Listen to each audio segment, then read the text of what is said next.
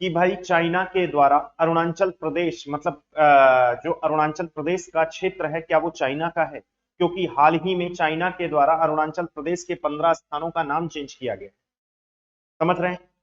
और अगर आपको दिखा दे तो यहाँ पर थोड़ी एक कुछ तस्वीर ऐसी भी है कि आपको यहाँ पर दिखाया जा रहा है अरुणाचल प्रदेश, यहाँ लिखा है China builds village near Arunachal Pradesh. Arunachal Pradesh के ही क्षेत्र के अंतर्गत चाइना कुछ गांवों को बसा रहा है, यानी कि कुछ वहां पर कंस्ट्रक्शन का काम करेगा, कुछ वहां ट्रांसपोर्ट का निर्माण का कार्य करेगा, ताकि ये दिखाने का प्रयास रहे इंडिया को कि ये क्षेत्र तुम्हारा नहीं है हमारा है।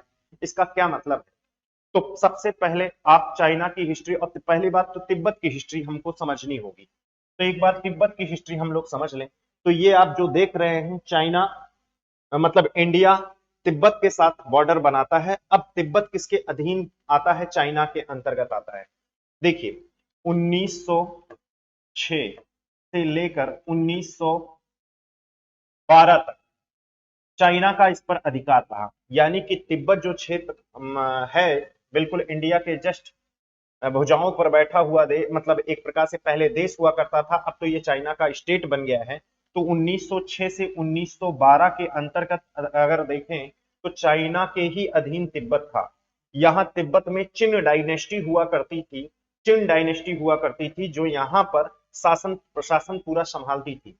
लेकिन जब 1912 से 1912 और 13 के बीच में चिन डायनेस्टी का पतन हो गया, तो 1912 से लेकर 1912 से लेकर 1951 तक चाहे मतलब एक प्रकार से तिब्बत को फ्री छोड़ दिया गया। तिब्बत एक अलग देश का दर्जा प्राप्त कर लिया। यहाँ के मेन लीडर थे दलाई लामा, जो कि वहां के एक प्रकार से नेशनल गुरु बोले जाते। 1912 से 1951 के बीच तिब्बत स्वतंत्र रहा। इसी बीच हमारे यहाँ जब ब्रिटिश का शासन हुआ करता था तो ब्रिटिश के एक प्रतिनिधि थे, रिप्रेजेंटेटिव थे, जिनका नाम था मैकमोहन। मैकमोहन ने क्या किया कि तिब्बत से एक शिमला समझौता कराया, शिमला में बैठकर समझौता हुआ और यहां पर मैकमोहन लाइन खींची गई कि तिब्बत और इंडिया के बीच बॉर्डर निर्धारित कर दिया गया। यही लाइन जो इंडिया एक प्रकार से यहां जो लाइन आपको दिखती है तिब्बत के बीच और इंडिया के बीच, वो मैकमोहन रेखा है। ये मैकमोहन कौन था? ब्रिटिश काल के समय इंडिया के प्रतिनिधि थे जो बॉर्डर लाइन खींचे थे, मैकमोहन। जब 1951 के बाद फिर चाइना की पकड़ तिब्बत पर हो गई, तो ये जो तिब्बत क्षेत्र के द्वारा या तिब्बत क्षेत्र के सहयोग से हम लोग शिमला में समझौता किए थे, इस शिमला समझौते को चाइना ने मानने से मना कर दिया और ये कहा कि अरुणाचल प्रदेश जो कि अब इंडिया में है वो क्षेत्र हमारा है। मेन करके अरुणाचल प्रदेश का कुछ क्षेत्र ऐसा है जिसका नाम है तवांग, एक प्रकार से तवांग वैली है वहां की, वो तवांग वैली पर चाइना अपना अधिकार क्षेत्र का दावा करता है। और अभी हाल ही में कुछ 15 नामों को चेंज किया गया है। समझ रहे हैं।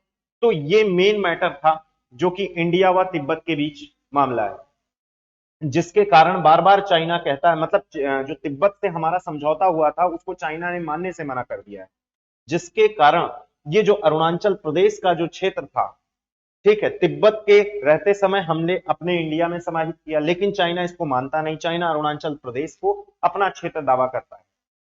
आप लोग के मन में एक जेन्युइन क्वेश्चन आएगा, तो क्या अरुणाचल प्रदेश वाकई चाइना का है? तो देखिए यूएन यूनाइटेड नेशन जब तक इस बाउंड्री को चाइना मतलब एक इस बाउंड्री को इंडिया के अंतर्गत मानता है, तब तक अरुणाचल प्रदेश इंडिया का ही अभिन्न अंग रहेगा, चाइना का नहीं हो सकता। वो भले ही चाइना अपनी रणनीतियों के माध्यम से या इंफ्रास्ट्रक्चर गांव वगैरह बसाकर ये दिखाने का प्रयास करता हो कि अरुणाचल प्रदेश हमारा है, जबकि ये याद रखिए अरुणाचल प्रदेश में अभी हाल ही में बीआरओ यानी कि बॉर्डर रोड ऑर्गेनाइजेशन के द्वारा अभी बहुत सारे पुल, बहुत सारे ऊंचे सड़क बनाए गए हैं, यानी कि यहाँ पर इंफ्रास्ट्रक्चर का काम इंडिया के द्वारा बहुत तेजी से करना चालू कर दिया गया है।